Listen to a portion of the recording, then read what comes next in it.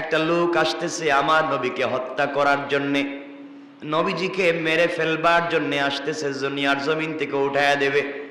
সে জানতে পারে নাই আমার নবীজি এমন একজন পয়গম্বর যিনি আঙ্গুল দিয়ে আসমানের দিকে ইশারা করলে চন্দ্র দুই টুকরা হয়ে যায়, তুতু নিক্ষেপ করলে মেশকে আম্বার হয়ে যায়, শরীর থেকে ঘাম ঝরলে জান্নাতুল ফিরদাউসের গ্রান হয়ে যায়, রাস্তা দিয়ে হেঁটে গেলে বিচ্ছু পর্যন্ত সালাম দেওয়ার জন্য দাঁড়িয়ে যায়, সাপ আমার রসুলকে সালাম দেওয়ার জন্য দাঁড়িয়ে যায়, রুদ্রের মধ্যে রাস্তায় হাঁটতে গেলে আকাশের মেঘমালা ছায়া দিতে থাকে। এমন পয়গম্বর বসে আছেন, একটা লোক খোলা তরবারি নিয়ে আসছে আমার নবীকে উঠায়া দেবে। নবীজির কাছে এসেছে, আমার নবীজির কাছে যখন আসলো তার উদ্দেশ্য হচ্ছে নবীজিকে মারবে, দুনিয়ার জমিন থেকে উঠায়া দিবে। উদ্দেশ্য ভালো না খারাপ? সবাই বলেন। নবীজির কাছাকাছি পৌঁছে গেল। আমার নবীজি সাল্লাল্লাহু আলাইহি ওয়াসাল্লামের কাছে যখন কেউ আসতো, কোন ধর্মের লোক কে তিনি জানতে চাইতেন না, তাকে দাঁড়িয়ে সাথে সাথে বুকের সঙ্গে লাগাইয়া দিতেন। কোন সুবহানাল্লাহ। ইসলাম কত উদার! এই জন্যে ইলম শুধু কিতাব পড়ে পাওয়া যায় না। আল্লাহ রাসূলকে আল্লাহ বলেছেন ইলম সিনা দের সিনা, ইলম এক সিনার থেকে আরেক সিনায় যায়। এই জন্যে জিবরিল আমিন এসে আমার রাসূলকে বলছেন, পয়গম্বরে আরবি আপনি পড়েন না ইকরা। নবীজি বললেন আমি পড়তে পারি না। জিবরাইল বলছেন আপনি বলেন না ইকরা। আমার নবীজি বললেন আমি বলতে পারি না। জিবরিল আমিন আবার বলছেন ইকরা পড়ুন। নবীজি বললেন আমি পড়তে পারি না। জিবরাইল আল্লাহকে বলছেন আল্লাহ তাআলা আপনি কার কাছে কোরআন দিয়ে পাঠালেন? বেচারাকে তিনবার বলছি ইকরা, তিনি পড়তে পারেন না। আল্লাহ বললেন ও জিবরাইল, যার কাছে কোরআন নাজিল করেছি, যাকে আমি আল্লাহ বিশ্ব নবী বানিয়েছি, যাকে আমি আল্লাহ আমার বন্ধু হাবিবুল্লাহ বানিয়েছি, যার জন্য জান্নাত সাজিয়ে রেখেছি, যাকে আমার নামের পাশে জায়গা দিয়েছি, তাকে কষ্ট দিয়া জবান খুলে পড়তে হবে না। জিবরাইল রে, তুমি আমার বন্ধুর বুকের সঙ্গে বুকটা লাগাইয়া একটা চাপ দাও, তোমার বুকটা আমার বন্ধুর বুকের সঙ্গে লাগাইয়া দাও, আমি আল্লাহ পূর্ণ 30 পারা কোরআন তার বুকে নাজিল করার জিম্মাদার। ইলম তো সিনাদের সিনা। পয়গম্বর আরবির সামনে যদি কেউ আসে, তিনি দাঁড়িয়ে যান, সালাম করেন, জড়ায়া ধরেন। এই লোকটা আমার নবীজিকে আঘাত করবার জন্য এসেছে, নাঙ্গা তরবারি নিয়ে এসেছে। নবীজি দাঁড়িয়ে গেলেন, মুস্কি হাসলেন। আমার নবীজি যখন মুস্কি হাসতেন, দাঁতের অগ্রভাগ যদি বের হয়ে যায়, নবীজির মুস্কি হাসার আলোতে আসমানের চন্দ্র সূর্য পর্যন্ত অন্ধকার হয়ে যায়। আল্লাহু আকবার বলেন। আমার নবীজি কেমন ছিলেন? তিনি যখন রাস্তা দিয়ে হেঁটে যাইতেন, মাথা নিচের দিকে করে হাঁটতেন। লোকটা এসেছে আমার নবীকে আঘাত করবার জন্যে, দাঁড়িয়ে গেলেন, মুআনাকা করলেন, কপালে চুম্বন দিলেন। লোকটার ভিতরে যত চিন্তা ছিল এক নিমিষে দূর হয়ে গেল। আরে কারে মারতে আসলাম, কার সম্পর্কে শুনছি তিনি নাকি দাঙ্গাবাজ, কার সম্পর্কে জানলাম তিনি নাকি মারামারি কাটাকাটি করেন। এমন লোক কি দুনিয়ার জমিনে হতে পারে রে, যার চেহারার দিকে তাকালে পেটের খোদা দূর হয়ে যায়। আমার নবীজি জিজ্ঞাসা করলেন কেন এসেছে যুবক? যুবক বলতে পারতেছেন আপনাকে মারবার জন্য এসেছি। যুবক বলতেছে মুহাম্মদ ইবনে আব্দুল্লাহ, আমি একটা কাজে এসেছিলাম, ভুলে গিয়েছি, আবার যদি কখনো আসি আপনাকে বলবো, চলে যায়। এই কথা বলে যুবক দ্রুত গতিতে কেটে পড়ল। পয়গম্বর আরবি কিছুই বুঝতে পারলেন না। যুবক চলে গেল অনেক দূরে। বাড়িতে যাওয়ার পরে এই গোলামটা মুসলিম না, ঘুমিয়ে পড়ল। ঘুমের ঘরে সে ঘুমাতে পারে না। তার যখনই চোখ বন্ধ করে তখনই মনে করে তার বুকের সঙ্গে নবীজি জড়াইয়া ধরে রেখেছে। সেই স্বাদ বলে যেতে পারে না, হারে রাসূলে পাক বুকে জড়িয়েছেন।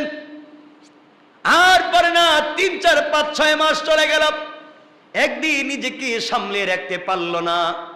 সিদ্ধান্ত নিল যে লোকটাকে মারবার জন্য গিয়েছিলাম, যে লোকটার বিরুদ্ধে কুৎসা রটনা করেছি, যাকে গালি দিয়েছিলাম দাঙ্গাবাজ বলে, তার কাছে যাওয়ার পরে তো এমন কিছুই পেলাম না। এমন মানুষ তো পৃথিবীতে হয় না। আর যাই করি না কেন, আজ ওই ব্যক্তিটার কাছে গিয়ে আমি কালিমা পড়ে মুসলমান হয়ে যেতে চাই। ইসলাম কেমন আদর্শের নাম! ইসলাম আঘাত করে প্রতিষ্ঠিত হয় নাই, ইসলাম উত্তম চরিত্রের মাধ্যমে প্রতিষ্ঠিত হয়েছে। নবীজির উত্তম চরিত্র দেখে দেখে মানুষ কালিমা পড়েছে। লোকটা দৌড়াইয়া 3-4 মাস 5-6 মাস পরে নবীজির কাছে এসেছে, এসে বলছে, ইয়া রাসূলুল্লাহি ইয়া হাবিবাল্লাহ, ওগো মুহাম্মদ ইবনে আব্দুল্লাহ, ওই দিন আপনার কাছে এসেছিলাম আপনাকে আঘাত করবার জন্য, আপনাকে মেরে ফেলবার জন্য, কিন্তু আপনার সঙ্গে কয়েক মিনিট কাটাবার পরে আপনি আমার বুকের সঙ্গে জড়াইয়া যে চাপ দিয়েছেন, আজও বলতে পারি না, আমি আর এভাবে থাকতে চাই না, আমাকে আপনি জান্নাতের সুসংবাদ দেন, আর এই মুহূর্তে আমাকেও কালিমা পড়াইয়া মুসলমান বানাইয়া দেন। সুবহানাল্লাহ, জোরে আওয়াজ করে। নবীজি মারছেন, পিটাইছেন? নবীজি বলছেন, বাবা আরো বুঝো, আরো চিন্তা করো, আরো বুঝো। কই, ইয়া রাসূলুল্লাহ না, আমাকে এখন কালিমা পড়ান। দেখেন ইসলাম কত সহনশীল। লোকটা বলছে, পয়গম্বরে আরবি, তাহলে শুনেন, আমি কালিমা পড়তে রাজি, কিন্তু কোনোদিন নামাজ পড়বো না। আমরা হইলে বলতাম, বাবা যাও, কালিমা পড়ার দরকার নেই, এই শর্ত দিয়ে ইসলাম কবুল করার দরকার নেই বাইরু। নবীজি বলছেন, কাছে আসো। সুবহানাল্লাহ বললেন না? এই কাছে আসার গল্প শিখিয়েছেন আমার রাসূল। আল্লাহু আকবার। কাছে আসো, আমি কিন্তু নামাজ পড়বো না, আপনি যদি এই শর্তে আমাকে কালিমা পড়ান আমি রাজি। নবীজি বলেন, তাও পড়ো। লোকটা কালিমা পড়ে মুসলমান হয়ে গিয়েছে, কিন্তু কি করবে না? আমি কিন্তু এই কদমে সেজদা দিতে পারবো না আল্লাহর, এই কাজ আমার দ্বারা হবে না। নবীজি বলেন, ঠিক আছে, নামাজ পড়ার দরকার নেই, কালিমা নিয়েই থাকো। দেখেন ইসলাম কেমন ধর্মের নাম। আমার বন্ধুগণ, লোকটা চলে গেল। দীর্ঘ কয়েকদিন যাওয়ার পরে হঠাৎ করে তাকায়া দেখে 5 ওয়াক্ত নামাজের যখন আজান হয়, কোন মুসলমান বাড়িতে আর নাই, কাউকে ঘরে পাওয়া যায় না। আজান হওয়ার সাথে সাথে আল্লাহ বলছেন, হাইয়া আলাল ফালাহ, কল্যাণ আমি রবের কাছে, আমি রব মসজিদে অপেক্ষা করতেছি, আসো। গোলাম আল্লাহর ডাক শুনে পাগলের মতো দৌড়াইয়া মসজিদে যায়। যুবক চিন্তা করে, আহারে আমিও তো কালিমা পড়ছি, বাড়িতে একা একা থেকে লাভ কি, আজ থেকে আমিও মসজিদে যেতে চাই। তাকে কি মারা লাগছে? নবীজির কাছে এসে বলছে, ইয়া রাসূলুল্লাহ, আমি ওখান থেকে নামাজ পড়বো। নবীজি বলেন, পড়ো। আমার কিন্তু শর্ত আছে। কি শর্ত? আমি নামাজ পড়বো, কিন্তু ওযু করতে পারবো না। কি করতে পারবো? আমরা বলতাম, বেটা নামাজ পড়বে, ওযু করুন, বাঘ বাইরে মসজিদ থেকে, আমরা যে গরম মুসল্লি। নবী বললেন, ঠিক আছে, থ্যাংক ইউ, শুকরিয়া, জাযাকাল্লাহ, আসছো, নামাজ পড়ো, ওযু করার দরকার নাই। তাও আসো, তাও আসো, দূরে যাইও না। আমি তো ভয় পাচ্ছি মুসলমানদেরকে দূরে সরাতে সরাতে। অন্য ধর্মের লোক তো মুসলমানদের কাছে আসা দূরের কথা, মুসলমানরাই আসে না, ঠিক কিনা বলেন?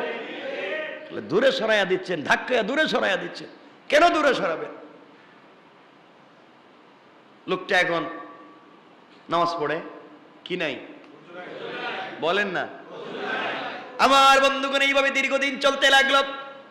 কয়েকদিন পরে একবার ফজরের সালাতে মসজিদে আসছে, এসে দেখে হযরতে আলী রাদিয়াল্লাহু তাআলা আনহু ফজরের সালাতের জন্য ওযু করতেছেন। হাত এতটুকুন ধুতে হবে, হযরতে আলী এতটুকুন ধোয়া শুরু করলেন। পা টাকনো পর্যন্ত না ধুয়ে হাঁটু পর্যন্ত ধুইতে লাগলেন। এই লোকটা জিজ্ঞাসা করে, ভাই আলী, আল্লাহর রাসূল বলেছেন হাত তো কোনই পর্যন্ত ধোয়া লাগবে, পা টাকনো পর্যন্ত, তুমি হাঁটু পর্যন্ত কেন আর পা লম্বা হাত পর্যন্ত ধোও কেন? হযরতে আলী বলছেন, যুবক তুই জানিস না, আমি আমার রাসূল হাবিবুল্লাহ আল্লাহর পয়গম্বরের কণ্ঠে শুনেছি, নবীজি বলেছেন যারা সালাতের জন্য ওযু করে, ওযুর সময় যতটুকুন অঙ্গ ধৌত হয়ে যায়, কিয়ামতের দিন ততটুকুন অঙ্গ স্বর্ণের মতো উজ্জ্বল হয়ে যায়। কিয়ামতের দিনে উজ্জ্বল হয়ে যাবে, ওই অঙ্গগুলো উজ্জ্বল হয়ে যাবে, চমৎকার হয়ে, লম্বা করে একটু দই তো বেশি জায়গা উজ্জ্বল হবে। যুবক বলতেছে, বাইরে আমি তো এতদিন নামাজ পড়ি ওযু করি না, আজকের থেকে ওযু করব না, 5 ওয়াক্ত নামাজে গোসল করতে চাই। আল্লাহু আকবার। অনেকগুলো উপদেশ হযরত হাকিম লোকমান তার সন্তানদেরকে দিয়েছেন। আমরা এখানে একটা বিষয় নিয়ে কথা শুরু করতে চাই। এক নাম্বার হচ্ছে আমরা যে বিষয়ে কথা বলবো সেটা হচ্ছে তিনি বলেছেন, ইয়া বুনাইয়া আকিমিস সালাহ, হে আমার কলিজার টুকরা বৎস, নামাজ প্রতিষ্ঠা করো, সালাত পড়ো। কি বলছেন? সালাত পড়ো, নামাজ প্রতিষ্ঠা করো। এই সালাত প্রতিষ্ঠা করো, নামাজ পড়ার অর্থ শুধুমাত্র মসজিদে এসে সাজদার রুকু দেওয়ার নাম নয়। এই মসজিদে রুকু সাজদা করতে আল্লাহকে যেভাবে মানলাম, মসজিদ থেকে বের হয়ে একইভাবে মানতে হবে। কথা বলেন, মানতে পারবো না ইনশাআল্লাহ? আমরা এটা করতে পারি না, কারণ নামাজ সকল অশ্লীলতা থেকে মানুষকে বাঁচিয়ে রাখতে পারে।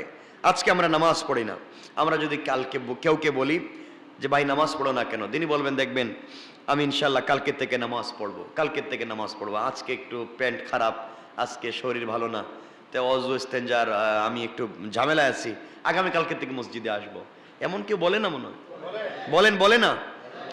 আগামীকালকে নামাজ পড়বো বলতে বলতে হাজার হাজার মানুষ আজকে কবরে শুয়ে আছে, কিন্তু আগামীকালকে নামাজ পড়ার সুযোগ হয় নাই। ভুল বললাম? আগামীকালকে নামাজ পড়বো, এই আগামীকালকে বলতে বলতে হাজার মানুষ কবরে চলে গেছে, কিন্তু আগামীকালকে নামাজ পড়ার তার তৌফিক হয় নাই।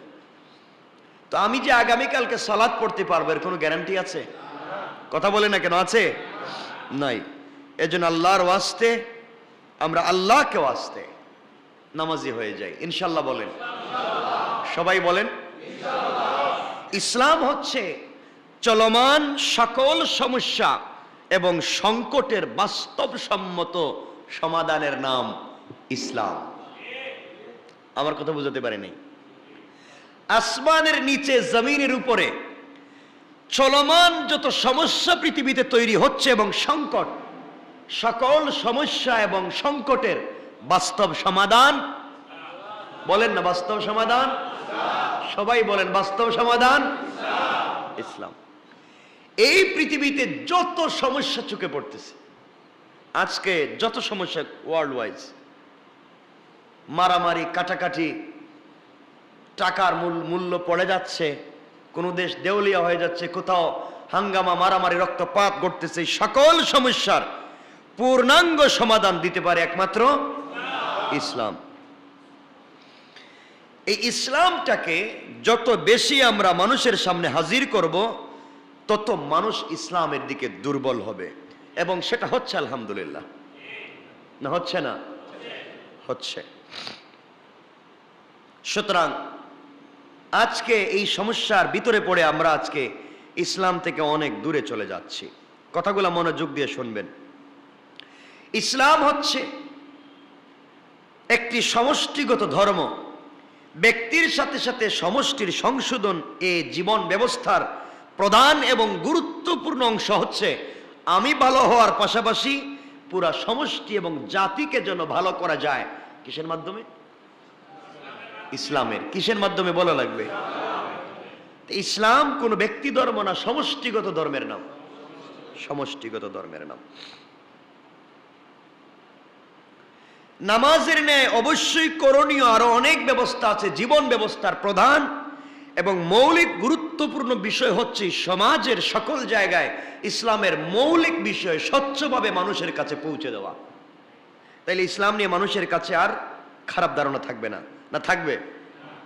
কিন্তু মানুষের কাছে যখন আপনি ইসলামের কাজগুলা পৌঁছে দিবেন, অর্থাৎ সৎ কাজের কথা বলবেন, অসৎ কাজ থেকে নিষেধের কথা বলবেন, অবশ্য এই করণীয় কাজ করতে গেলে মানুষ আপনাকে অনেক সময় খারাপও বলতে পারে। গোটা বিশ্বের মানুষের কাছে আপনি যখন ইসলামের মৌলিক সৎ কাজ এবং সৎ কাজের আদেশ ও সৎ কাজের নিষেধ করতে যাবেন, তখন দেখবেন অনেক দুঃখ কষ্ট বরদাস্ত করতে হবে। কি বলেন? সবাই বলেন। অনেক শ্রম, অনেক সাধনার প্রয়োজন হবে। এর উপর দৃঢ়পথ থাকা খুব সহজ ব্যাপার নয়। বিপদ যখন আসবে সহজ নয়। বিশেষ করে মানুষের পরিশুদ্ধির উদ্দেশ্যে, সমাজের পরিশুদ্ধির উদ্দেশ্যে জাতিকে ভালো পথে নিয়ে আসবার জন্যে আপনি যখন সৎ কাজের আদেশ দিবেন, তখন দুনিয়ায় প্রতিদিন আপনার শত্রুর সংখ্যা বাড়তেই থাকবে, বিরোধিতার সংখ্যা বাড়তেই থাকবে। ভুল বলেছি? এজন্য এই উপদেশের সাথে সাথে আল্লাহ আরেকটা কথা বলেছেন, অসবির আলা মা আসাবাক ইন্না যালিকা মিন আজমিল উমুর।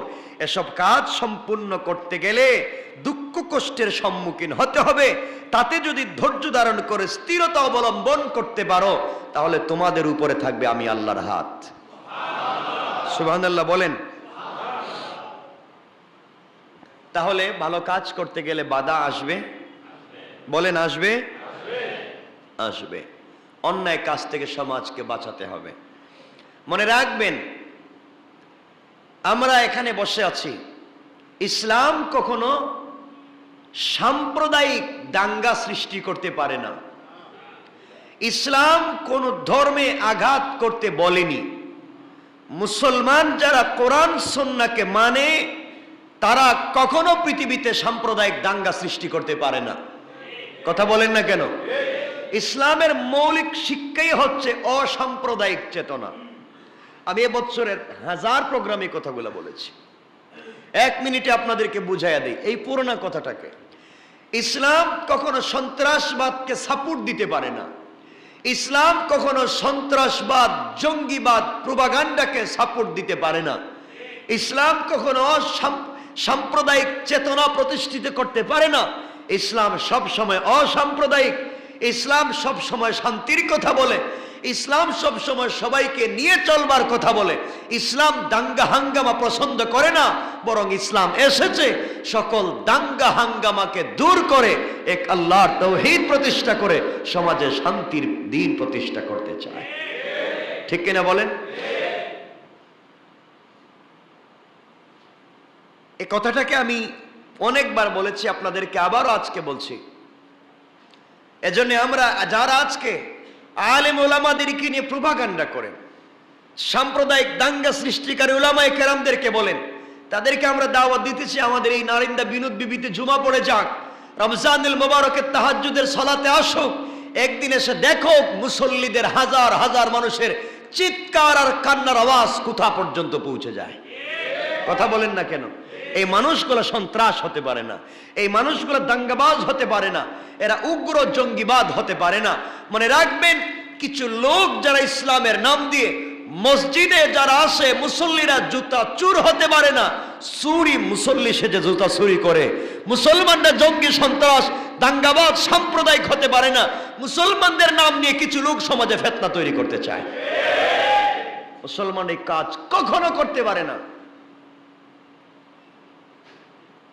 আমরা সারা বৎসর মানুষকে অসাম্প্রদায়িক চেতনার কথা বলি। আমি একটা কথা বলি, আর যাই করেন, রাষ্ট্রের অবকাঠামোর বিরুদ্ধে চলতে পারেন না। রাষ্ট্র আমারও, রাষ্ট্র আপনারও, এই দেশটা সকলেরও, স্বাধীন দেশটা সবার। এই দেশকে সমৃদ্ধ করতে হলে সবাইকে নিয়ে চলতে হয়। কোরআন কি বলছে? আল্লাহ হচ্ছেন রব্বুল আলামিন, আল্লাহ সকলের রব। আল্লাহ, আমার সাথে কথা বলেন না কেন আজকে? আল্লাহ সকলের। আল্লাহ যদি সকলের রব হয়, তে আমারও রব কে? হিন্দুদের রব, খ্রিস্টানদের, বৌদ্ধদের, হিন্দুদের, উপজাতিদের, সকলের রব আল্লাহ। আল্লাহ রব্বুল আলামিন, গোটা আলমের রব আল্লাহ। আল্লাহ আমারও, আল্লাহ সকলেরও। যিনি সকলের জন্য হয়, যিনি কোনো দলের না, যিনি কোনো ধর্মের না, যিনি কোনো ব্যক্তির না, তিনি সাম্প্রদায়িক না অসাম্প্রদায়িক? সবাই বলেন অসাম্প্রদায়িক। যিনি সকলের জন্য হয়, কোন সম্প্রদায়ের না, সকল সম্প্রদায়ের, তিনি সাম্প্রদায়িক না, তিনি অসাম্প্রদায়িক। আল্লাহ শুধু মুসলিম সম্প্রদায়ের না সকল সম্প্রদায়ের? তাহলে আল্লাহ সাম্প্রদায়িক, অসাম্প্রদায়িক? তাহলে আল্লাহর মৌলিক চেতনাই হচ্ছে অসাম্প্রদায়িক। ঠিক? বুঝে শুনে বলেন ঠিক? 1 নম্বর, আল্লাহ পাক আমাকে যে পুকুরের মাছ খাওয়াচ্ছেন, হিন্দু সহ ভিন্ন ধর্মের লোককে একই পুকুরের মাছ খাওয়াচ্ছেন। আমাকে যেই গাছের ফল খাওয়াচ্ছেন, হিন্দু বা ভিন্ন ধর্মের লোককে একই গাছের ফল খাওয়াচ্ছেন। আমাকে যেই পানি পান করাচ্ছেন, ভিন্ন ধর্মের লোককে একই পানি পান করাচ্ছেন। আমাকে যেই সূর্যের আলো দিচ্ছেন, ভিন্ন ধর্মের লোককে একই সূর্যের আলো দিচ্ছেন। আমাকে যে আসমানের নিচে বসবাসের সুযোগ দিচ্ছেন, ভিন্ন ধর্মের লোককে একই আসমানের নিচে বসবাসের সুযোগ দিচ্ছেন। আমার যতটুকুন প্রয়োজন অক্সিজেনের, ততটুকুন যেমন আমাকে দিচ্ছেন, ভিন্ন ধর্মের লোকের যতটুকুন অক্সিজেনের প্রয়োজন ততটুকুন তাও দিচ্ছেন। আল্লাহ দেওয়ার বেলায় কোন ধর্মের লোককে তা জানতে চান না, আল্লাহ দেওয়ার বেলায় বুঝাতে চান সে মানুষ কিনা। কথা বলেন না কেন? তাহলে আল্লাহ শুধু আমার না সকলের? তাহলে আল্লাহ সাম্প্রদায়িক না অসাম্প্রদায়িক? এই চেতনায় আমরা বিশ্বাস করি। এক, আল্লাহ রাব্বুল আলামিন, আল্লাহ যে রাসূলকে পৃথিবীতে পাঠিয়েছেন, আল্লাহ যে কোরআন দিয়ে রাসূলকে পাঠিয়েছেন, শাহরু রমাদান আল্লাযী উনজিলা ফীহিল কোরআন হুদাল লিন-নাস। আল্লাহ কোরআন দিয়ে রাসূল পাককে পাঠিয়েছেন। পৃথিবী যখন বিষাক্ত ছিল, পৃথিবীতে নারীদের কোনো সম্মান ছিল না, নারীদেরকে জীবন্ত কবর দেওয়া হতো। একটা মেয়ে জন্ম নিলে তাকে কুপিয়ে হত্যা করা হতো। পৃথিবীতে রক্তপাত প্রতিষ্ঠিত ছিল, মানুষ দাঙ্গা হাঙ্গামায় প্রতিষ্ঠিত ছিল। মা তার ছেলের সাথে জেনা করত, বাবা তার মেয়ের সাথে জেনা করত, ভাই তার বোনের সাথে জেনা করত। এই নির্লজ্জ চরিত্রহীন জাহিলিয়াতের যুগের বর্বর মানুষের কাছে সমৃদ্ধশালী সমাজ, উন্নত সমাজ ব্যবস্থা, অসাম্প্রদায়িক চেতনা, সবাইকে নিয়ে সংঘবদ্ধভাবে এই পৃথিবীতে আল্লাহর হুকুম মানবার জন্য একমাত্র শান্তির দূত বানিয়ে আল্লাহ রাসূল পাককে প্রেরণ করেছে। ভুল বলেছি? তিনি আসলেন, মানুষ মারামারি করত, কাটাকাটি করত, ফিতনা ফাসাদে লিপ্ত হতো। এই সমাজকে, অপরিশুদ্ধ সমাজকে পরিশুদ্ধ করবার জন্য আল্লাহ রাসূল পাককে পৃথিবীতে প্রেরণ করলেন, দিয়েছেন একটা কিতাব, তার নাম আল কোরআন। আল্লাহ আল কোরআনকে বলছেন হুদাল্লিল আলামিন। আল্লাহ হচ্ছেন রব্বুল আলামিন, গোটা আলম, গোটা দুনিয়ার আসমান জমিনের রব আল্লাহ। কোরআনকে বলছেন হুদাল্লিল আলামিন, সমগ্র মানব, সমগ্র সৃষ্টির হিদায়াত হচ্ছে আল কোরআন। হুদাল্লিল আলামিন, হুদাল্লিন নাস, সমগ্র মানুষের হিদায়াত আল কোরআন।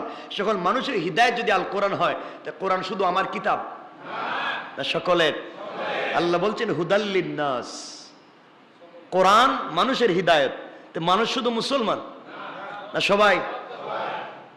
তাহলে কোরআন আমারও? কথা বলেন না কেন? কোরআন আমারও, কোরআন সকলেরও। তাহলে যিনি সকলের হয় তিনি সাম্প্রদায়িক না অসাম্প্রদায়িক? তাহলে কোরআন সাম্প্রদায়িক না অসাম্প্রদায়িক? আমাদের আল্লাহ অসাম্প্রদায়িক, আমাদের কোরআনের চেতনা অসাম্প্রদায়িক। আমরা তো জন্মসূত্রে সাম্প্রদায়িক হতে পারি না, আমরা অসাম্প্রদায়িক। এটা কোরআনের শিক্ষা। আল্লাহ সকলের, কোরআনও সকলের। এখন রাসূল পাক সাল্লাল্লাহু আলাইহি ওয়াসাল্লামকে আল্লাহ প্রেরণ করেছেন পৃথিবীতে আমাদের দূত বানিয়ে, তাকেও সাম্প্রদায়িক রাখেন নাই। রাসূলকে বানিয়েছেন আল্লাহ রাহমাতাল লিল আলামিন। সুবহানাল্লাহ বললেন না? সকলের জন্য রহমত, রাহমাতাল লিল আলামিন, গোটা আলমের জন্য রহমত। আমার নবী মুসলমানদের জন্য রহমত, হিন্দুদের জন্য রহমত, ইহুদি খ্রিস্টানদের জন্য রহমত, আমার নবী সকলের জন্য রহমত। পড়েন সুবহানাল্লাহ। আল্লাহ কার? কথা বলেন। কোরআন, রাসূল সকলের। এজন্য কোরআন শুধু মুসলমানরা পড়বে আর বুঝবে কেন? ভিন্ন ধর্মের লোক কোরআন পড়তে পারবে না, বুঝতে পারবে না। আল্লাহ শুধু আমরা মানবো, ভিন্ন ধর্মের লোক আল্লাহকে মানতে পারবে না। আমরা শুধু রসুলকে মানবো, রসুলের তরিকা মানবো, ভিন্ন ধর্মের লোক মানতে পারবে না, মানতে পারবে। এই জন্য মনে রাখবেন, এই চেতনা অসাম্প্রদায়িক রব, অসাম্প্রদায়িক কোরআনের চেতনা দিয়া অসাম্প্রদায়িক রসুলের কাছে প্রেরণ করে। রসুলকে তিনি কোন দেশের নবী বানান নাই। ঈসা এক জায়গার নবী, মুসা এক গোষ্ঠীর নবী, কেউ ইহুদিদের নবী, কেউ খ্রিস্টানদের নবী, কেউ মক্কার নবী, কেউ মদিনার নবী, কেউ ইয়ামানের নবী, কেউ তুরস্কের নবী, কেউ সিরিয়ার নবী, কেউ দিমাশকের নবী। এক একজন এক এক দেশের নবী ছিলেন। কেউ গোটা দুনিয়ার নবী ছিলেন না, কেউ গোটা জাতির নবী ছিলেন না। জাতির নবী বানিয়ে, জাতীয় রসুল বানিয়ে একজনকে প্রেরণ করেছেন, তিনি মুহাম্মদুর রাসূলুল্লাহ। তিনি সকলের নবী। তিনি কোনো দেশের না, অন্য কোন নবী গোটা দুনিয়ার নবী ছিলেন না। তিনি এক দেশের নবী। এক জমানায় একসাথে 10 জন নবীও থাকতে পারেন। ইউসা ইবনে নুন এক জায়গার নবী, হিজকিল আর এক জায়গার নবী, হযরত মূসা এক জায়গার নবী, হযরত দাউদ এক জায়গার নবী, হযরত ঈসা এক জায়গার নবী, এক একজন এক এক জায়গার নবী। হযরত নূহ এক জায়গার নবী, আইয়ুব আর এক জায়গার নবী, হযরত ইউনূস আর এক জায়গার নবী। সবাই এক এক জাতি গোষ্ঠীর নবী ছিলেন। ইব্রাহিম নবী থাকাকালীন আরো নবী ছিলেন, ইউসা ইবনে নুন নবী থাকাকালীন আরো নবী ছিলেন, হযরত ইউনূস নবী থাকাকালীন আরো নবী ছিলেন, ইউসুফের বাবা হযরত ইয়াকুব নবী থাকাকালীন আর নবী ছিলেন। কিন্তু আমার নবী যখন, তখন আর কোন নবী, কারণ তিনি কোন দলের না, তিনি কোন সম্প্রদায়ের না, তিনি সকলের। সুবহানাল্লাহ পড়েন। তাহলে আজকে একটা বিষয় পরিষ্কার করে দিতে চাই, কেন এই কথাগুলো বলতেছি এটা বুঝতেছেন আপনারা। আমি চাই না ভুল বিভ্রান্তিতে আপনারা থাকেন। তাহলে আল্লাহ সকলের, কোরআনও সকলের, রাসূলও। তাহলে আমরা কার? আমরা কার? আল্লাহর। সবাই কার? কোরআন আমার না সকলের? রাসূল আমার না সকলের? না আমরা বলবো না কোরআন তোমরা পড়তে পারবে না, হিন্দুদেরকে বলবেন না আপনারা রাসূলকে মানতে পারবেন না, বলতে পারবেন?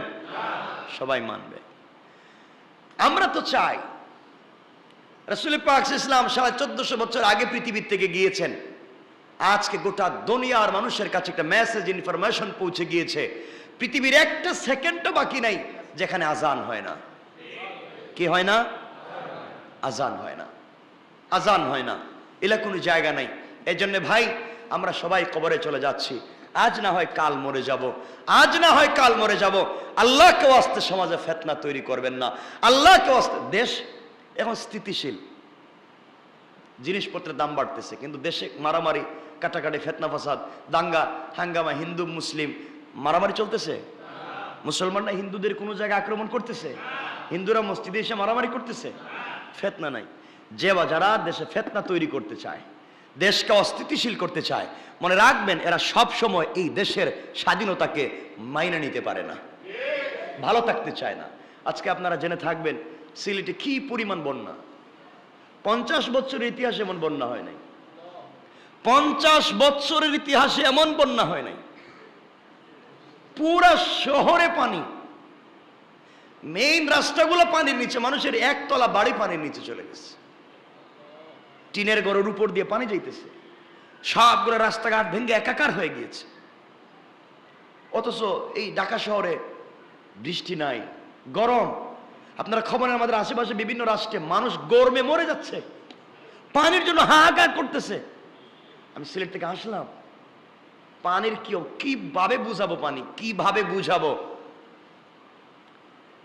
সুরমা নদীর পাড়ের উপর দিয়ে পানি চলে যাচ্ছে, শহরে পানি ঢুকে গেছে, প্রায় সব জায়গায় পানি। শহরের উপরে মানুষ নৌকা চালাতে হচ্ছে, হাজার হাজার লক্ষ লক্ষ মানুষ পানিবন্দী হয়ে আছে।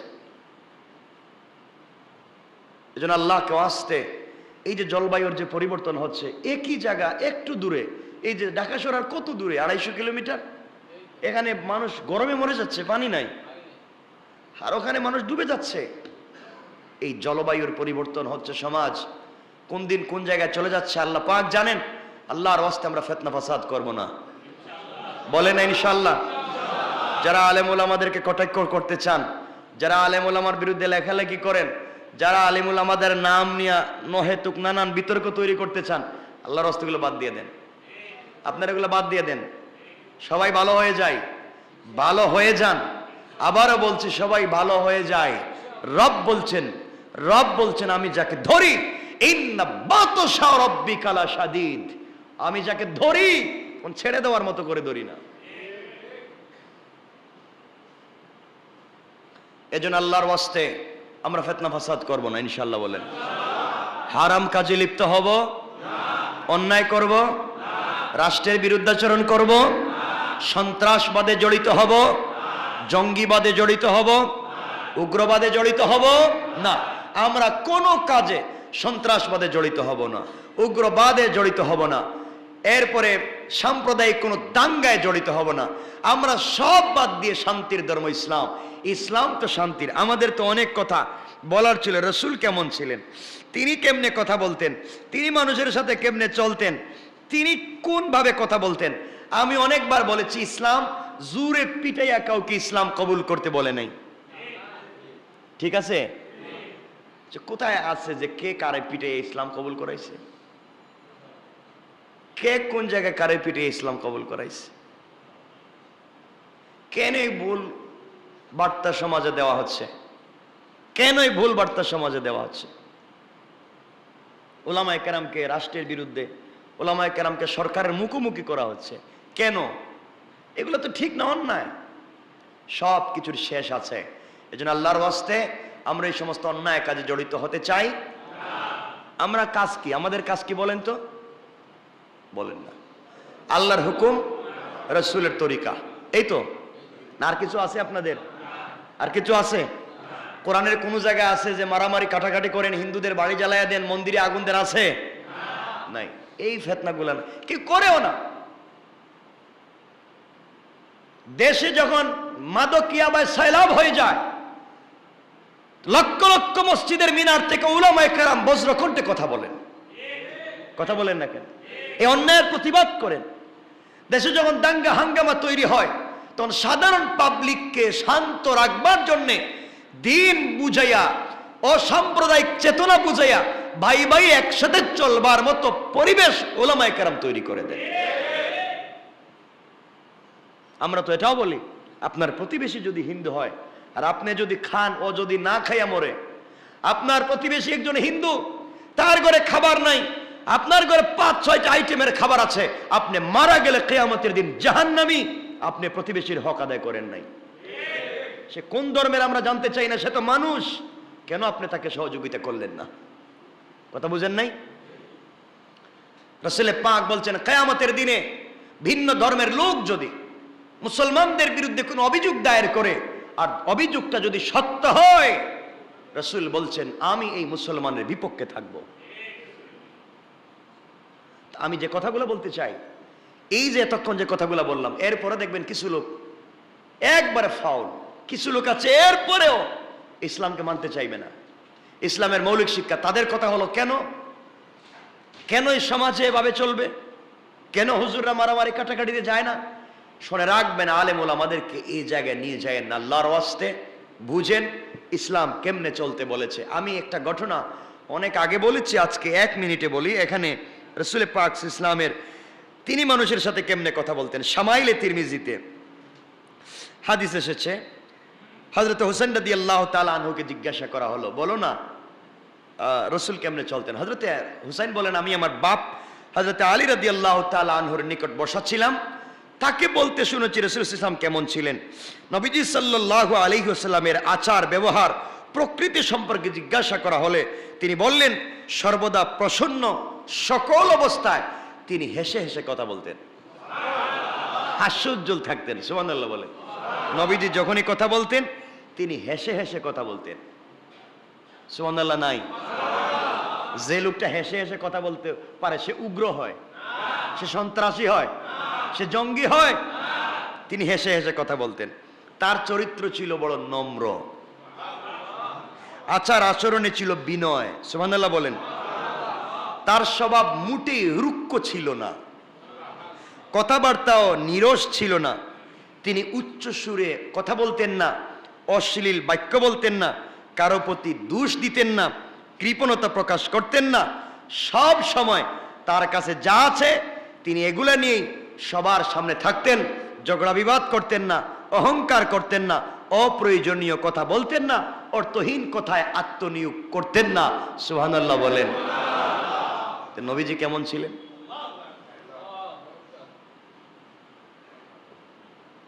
যাই হোক, এতটুকুন বললাম, আমাদের সময় কমে যাচ্ছে। আমি 2-3 মিনিটে যে কথা আপনাদেরকে বলতে চাই, যে ইসলাম শান্তির ধর্ম। আপনারা মানেননি, আল্লাহ জানে, বুঝে না। ইসলাম এই শান্তিটার মানে কি বলেন না কেন? ইসলাম কিসের ধর্ম? শান্তি কখন পাবেন? যখন আল্লাহর হুকুম রসুলের তরিকায় মানবেন। ইসলাম শান্তির ধর্ম কখন বুঝবেন? যখন আল্লাহর হুকুম রসুলের তরিকায় মানবেন, তখন শান্তি পাবেন। ইসলাম নাম দিয়া রসুলের তরিকা নাই, আল্লাহর হুকুম নাই, যেমন মন চায় তেমন চলতেছেন, তাহলে শান্তি কোথায় পাবেন? শান্তি তো পাবেন না, শান্তি পাবেন না। তাহলে শান্তি যদি পেতে হয়, হুকুম মানতে হবে কার? তরিকা মানতে হবে কার? রাসূলের। আল্লাহ আমাদেরকে হেফাজত করুক। ছোট্ট এই ঘটনাটা বলে আমরা সংক্ষেপ করব, যদিও সময় কমে যাচ্ছে। এই ঘটনা আপনাদেরকে অবশ্যই বোঝাবো যে ইসলাম কখনো কাউকে আক্রমণ করে না। ইসলাম প্রথমে কাউকে আক্রমণ করে না, আঘাত করে না, বিরুদ্ধাচরণ করে না, কাউকে পিটাইয়া মাইরা ইসলাম কবুল করাতে বলে নাই।